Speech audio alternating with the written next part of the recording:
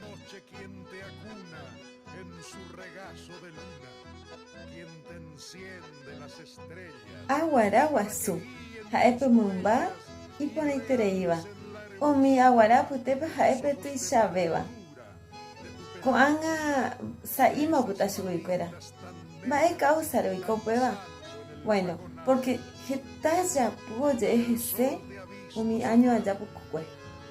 Ijapu apytépe oimo'ãva ipeligrosoha umi tapichape g̃uarã.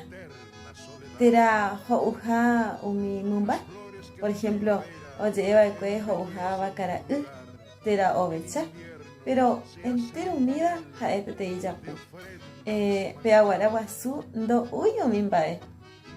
Umi japu causare heta gente ohechávo chupe ojukase. Térã ojukávoi chupe. Ha pe causare ko'ág̃a sa'ímapyta chuguikuéra. Mbovymi. Aguaraguazú. Aguara significa zorro. Guazú es grande. Entonces, Aguaraguazú significa zorro grande. A lo largo del tiempo se han difundido mentiras acerca de este animal.